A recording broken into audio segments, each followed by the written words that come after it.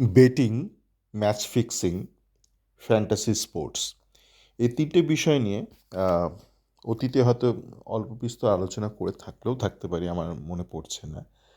Chat ফোরামে লেখালেখি হয়তো করেছি, কিন্তু এখন একটা সময় এসেছে যখন আমার মনে হয় মানুষের একটা পরিষ্কার একটা ধারণা থাকা খুব দরকার। এবং আমি যেটা বারবার বলছি, আপনার আর্থিক সঙ্গতি, আপনার আহ, দারিদ্র্য, সেটার উপর অনেক সময় আপনার হাত থাকে না, কিন্তু আপনার জ্ঞান সঞ্চয়ের, আপনার সততার উপর কিন্তু আপনার একটা কন্ট্রোল থাকেই। তো আপনার আর্থিক অবস্থা এই মুহূর্তে যাই হোক না কেন, এই বিষয়ে আপনার একটু জ্ঞান থাকাটা ভালো। দেখুন, এই যে বেটিং জিনিসটা, বেটিং ভারতে নিষিদ্ধ। ভারতে নিষিদ্ধ কেন? মানে জুয়া খেলা কেন নিষিদ্ধ? কারণ ভারত যে পরিকাঠামো আছে সেখানে কন্ট্রোল করতে পারছে না সরকার। বিদেশে বেটিংটা আইনত, মানে লিগ্যালাইজড। সেখানে অনেক নিয়ম আছে, মানে এমন নয় যে আপনি সর্বশান্ত হয়ে যাবেন। সেখানে সোশ্যাল সিকিউরিটি রয়েছে। এমন নয় যে বাবা সমস্ত টাকা উড়িয়ে দিল বেটিং করে, সন্তানেরা রাস্তায় পথে বসে যাবে। পথে যে বসে না তা নয়, কিন্তু সেখানে অনেকটা কন্ট্রোল রয়েছে। বেটিং জিনিসটা একটা, তাই একটা লিগ্যাল ফ্রেমে তাকে রাখা হয়েছে। যেমন নেদারল্যান্ডসে প্রস্টিটিউশনটা লিগ্যালাইজড। সেখানে একটা সুবিধাও আছে লিগ্যালাইজড হওয়ার জন্য। তাদেরকে রেজিস্ট্রেশন করে রাখতে পারছে, তাদের কন্ট্রোল করতে পারছে।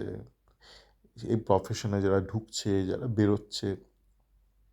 এবার ব্যাপারটা ইল্লিগাল হলে কী হয়, তখন তারা আইনের সাহায্য পায় না, যারা ওই পেশাতে রয়েছে। যে পেশাটা আপনি অস্বীকার করতে পারবেন না, সমস্ত দেশেই আছে। কিন্তু ব্যাপারটা লিগ্যালাইজড হলে একটা লিগ্যাল ফ্রেমওয়ার্কে তারা প্রোটেক্টেড থাকে। ব্যাপারটা ইল্লিগাল হলে একটা পেশা, আপনি আপনি ধরুন সেই পেশা কাজ করতে গিয়ে আপনি লাঞ্ছিত হলেন, আপনি সাথে কেউ তঞ্চকতা করলো, আপনি গিয়ে কীভাবে বলবেন আপনার পেশাটাই তো ইললিগাল বা লিগ্যালাইজড নয়। তো বেটিং জিনিসটা যেহেতু আমাদের দেশ কন্ট্রোল করতে পারছে না, আমাদের দেশের সরকার, মানুষ সর্বশান্ত হয়ে যাচ্ছে, তাই ব্যাপারটাকে ইল্লিগাল করে রেখেছে। কিন্তু বড় বড় দেশে, ইউরোপের বড় বড় দেশে, ইউএসএতে ইল্লিগাল নয়, কারণ তারা কন্ট্রোলটা করতে পারে। ওই ক্যাসিনো টাইপ ব্যাপারটা খোলা রয়েছে। সমাজের সমস্ত শ্রেণীর মানুষই সেখানে বেটিং করে, স্পোর্টস বেটিং করে। ইপিএল, লা লিগা যেসব ম্যাচ হয় সেই নিয়ে বেটিং করে। এবার মজার বিষয় হচ্ছে যে ভারতে তো বেটিংটা লিগ্যাল নয়, কিন্তু ভারতে যে ইভেন্টগুলো হচ্ছে, ক্রিকেটের ইভেন্ট হোক বা আইএসএল ইভেন্ট, সেই ইভেন্টগুলোর ওপর কিন্তু বিদেশি লোকে বেটিং করতে পারে। মানে ধরুন, কেউ বসে আছে এই মুহূর্তে ফ্রান্সে, সে কোনো একটা স্পোর্টস বেটিং, একটা কোনো একটা স্পোর্টস যে বারে গেল, সেখানে বেটিং অপশান রয়েছে। সেখানে গিয়ে ধরুন সে আইএসএলে কোনো ক্লাবের উপর বেটিং করছে, একটা ম্যাচ দেখাচ্ছে, সে বেটিং করছে, ব্যাপারটা লিগ্যাল। এবার সমস্যাটা কোথায় হয়?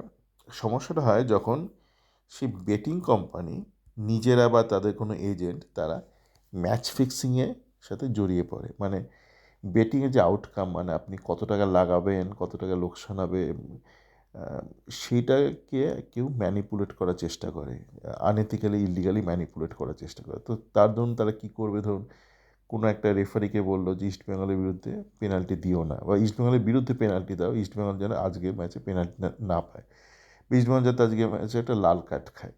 তো আপনারা দেখবেন এই মুহূর্তে যেহেতু একটা নতুন সেট আপে আইএসএলটা হচ্ছে, ইস্টবেঙ্গল কিন্তু অনেক পেনাল্টি পাচ্ছে, মানে সেগুলো ন্যায্য পেনাল্টি, যেগুলো অতীতে অনেকগুলো আমরা পেতাম না এই ধরনের পেনাল্টি। এবং সেই পেনাল্টিগুলো কারা দিচ্ছে, সেই সমস্ত মার্কা মারা রেফারি, যাদেরকে আপনারা ইস্টবেঙ্গল ফ্যানরা দিনরাত উঠতে বসতে গালমন্দ করতেন যে বেঁচে যাওয়া রেফারি, বিক্রি হয়ে যাওয়া রেফারি। সেই রেফারি কিন্তু দেখুন এখন যেগুলো জেনুইন পেনাল্টি, কোনো ভিডিও অ্যাসিস্ট্যান্ট রেফারির সাহায্য না নিয়ে কিন্তু তারা দিচ্ছে, এবং সেগুলো ঠিক আমরা অ্যাকশন রিপ্লেতে দেখছি, ঠিকঠাকই সেই পেনাল্টি ডিসিশানগুলো নেওয়া হচ্ছে। তা সমস্যাটা যেটা হচ্ছে যে ম্যাচ ফিক্সিংয়ের ব্যাপারটা, ম্যাচ ফিক্সিংয়ের ব্যাপারটা কিন্তু হতো। এইটা একরকম ম্যাচ ফিক্সিং। ম্যাচ ফিক্সিং মানে এই না যে ম্যাচের বিভিন্ন ইভেন্ট আপনি ফিক্স করতে পারেন, এই নয় যে পুরোনো দিনের ধারণা থেকে বেরিয়ে আসুন যে গোটা টিমকে বললো আজকে তোমরা দাঁড়িয়ে থাকো, যেটা এখনও মাঝে মাঝে বোকা বোকা আমরা দেখি, কলকাতা ফুটবল লিগে হয়।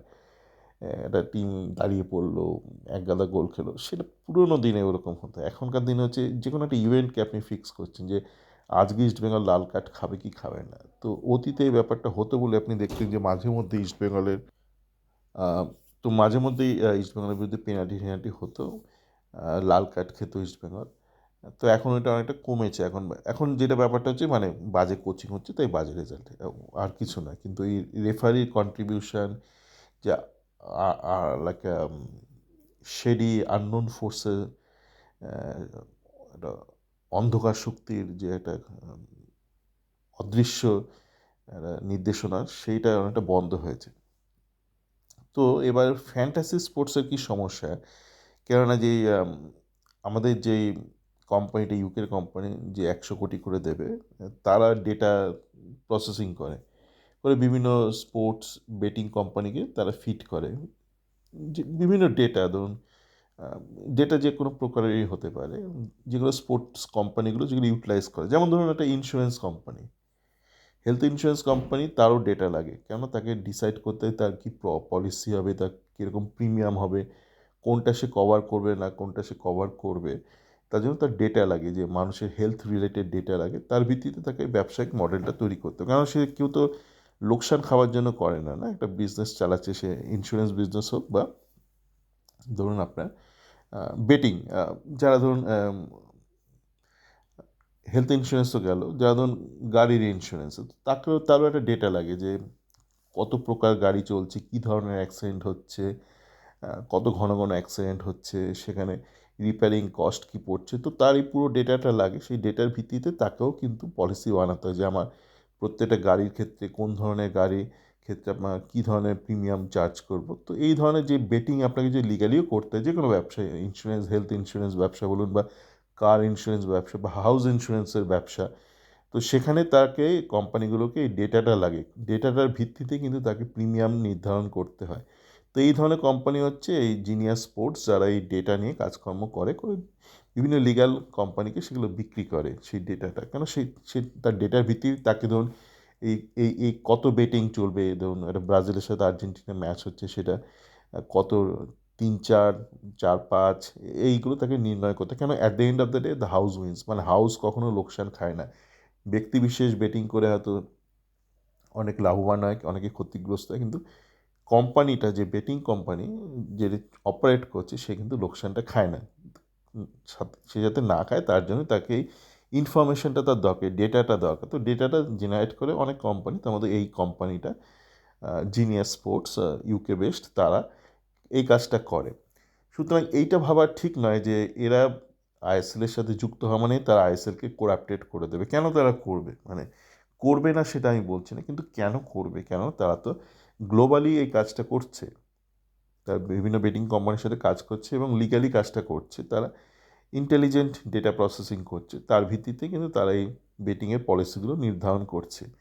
তো এটা আপনি যদি ধরেই নেন যে ভারতে যদি করে তাহলে এটা করাপ্টেড হবে, ভুল ধারণা। এবার ভারতে যাতে ম্যাচ ফিক্সিংটা না হয়, ম্যাচ ফিক্সিং তো হতেই পারে, ধরুন ভারতের বেটিং কোম্পানির সাথে যুক্ত নয়, তবুও ম্যাচ ফিক্সিং হতে পারে। কেন হতে পারে, তখন হচ্ছে এই যে আমি ইউরোপে বসে ধরুন একটা বেটিং করলাম, একটা ইস্ট বেঙ্গলের বনাম একটা মোহামেডান ম্যাচ বেটিং করলাম, ধরুন আমি ইউরোপে বসে করলাম। তো বা আমি ধরুন এরকম কোনো এজেন্ট আছে যে এইগুলো অপারেট করছে, তো সে তো করতেই পারে, কোনো একটা ম্যানিপুলেট করতেই পারে। তার সাথে যে বেটিং কোম্পানি যুক্ত থাকতে হয় ভারতের ফুটবলের, তার কোনো মানে নেই।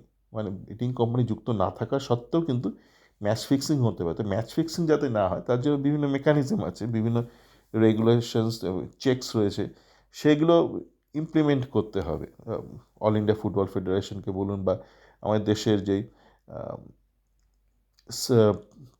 পলিসিং যে সিস্টেম বা পুলিশিং যে সিস্টেমটা আছে, তাদেরকে এগুলো করতে হবে।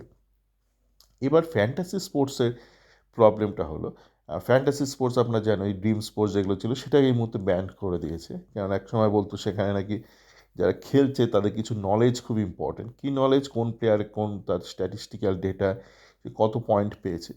তো সেইটা বরঞ্চ অনেক বেশি ক্ষতিকারক। ক্ষতিকারক কেন, সেখানে অদ্ভুত অদ্ভুতভাবে প্লেয়ারদেরকে পয়েন্টস দেওয়া হতো, কে কটা ড্রিবল করলো, কে কটা শট মারলো, আর এমন কিছু অ্যাসপেক্টে প্লেয়ারদেরকে ইভ্যালুয়েট করা হতো যেগুলো কিন্তু খুব একটা তার ফুটবলের সাথে যুক্ত নয়। ওই ইভ্যালুয়েশন যে প্যারামিটারটা, যে মডেলে একটা প্লেয়ারকে ইভ্যালুয়েট করা, একটা ফুটবলারকে ইভ্যালুয়েট করা হয়, সেই মডেলটা অন্য অনেক স্পোর্টসের ক্ষেত্রে হয়তো প্রযোজ্য, ফুটবলের ক্ষেত্রে ঠিক প্রযোজ্য নয়। তো তার ফলস্বরূপ অনেক প্লেয়ারই আপনারা দেখবেন, ইস্ট বেঙ্গলেরও তারা অনেকে আছে যারা তো এই ফ্যান্টাসি স্পোর্টসে খুব ভালো স্কোরিং করছে, কিন্তু বেসিক্যালি তাদের যে onfield performance as a footballer সেটা আশাব্যঞ্জক নয়। এরকম অনেক ফুটবলার আছে, আমি আলাদা করে নাম করছি না।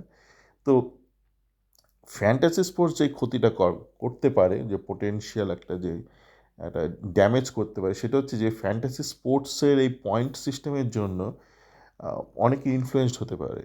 প্লেয়ার এজেন্ট সে একটা মোটিভেশন পায় যে একটা টিমের কোচকে বলে যে এই প্লেয়ারটা যাতে অন্তত 70 মিনিট মাঠে খেলে, কেননা 70 মিনিট এরকম একটা কিছু একটা আছে যে এত 70 মিনিট খেলে সে একটা কিছু পয়েন্ট পাবে, তার কমে খেললে কম পয়েন্ট পাবে। তো আমার মনে হয় যে ফ্যান্টাসি স্পোর্টস যাদের সাথে ফ্যান কোডের একটা বরঞ্চ একটা সম্পর্ক আছে, সেই ফ্যান্টাসি স্পোর্টসের কিন্তু একটা সমস্যা আছে। এটা অনেক বেশি ক্ষতি করতে পারে, মানে ফুটবল অ্যাজ আ ফুটবলটার সাথে কম্প্রোমাইজ করতে পারে। বেটিংটা কী করছে, ফুটবল করছে, মানুষের সাথে করছে। ফ্যান্টাসি স্পোর্টস কিন্তু ডাইরেক্ট ফুটবলকে গিয়ে অ্যাফেক্ট করতে পারে। প্লেয়ার সিলেকশন, কাকে কতক্ষণ, কাকে স্কোয়াডে রাখবে, কাকে রাখবে না, কাকে ফার্স্ট ইলেভেনে রাখবে, কাকে রাখবে না। তো এই ব্যাপারগুলো রয়েছে। তো এই ব্যাপারগুলো নিয়ে একটু সচেতন হওয়া খুব দরকার। প্রথমত দেখুন, একটা ইন্ডিভিজুয়াল লেভেল আমার মনে হয় ফ্যানদের ব্যাপারগুলো একটু জানা দরকার, যে what is betting, what is match fixing, আর হোয়াট ইজ ফ্যান্টাসি স্পোর্টস। এইগুলো জানার পর তাহলে কি আপনাকে কেউ চট করে মুরগি বানাতে পারবে না। সকলে ভালো থাকবেন।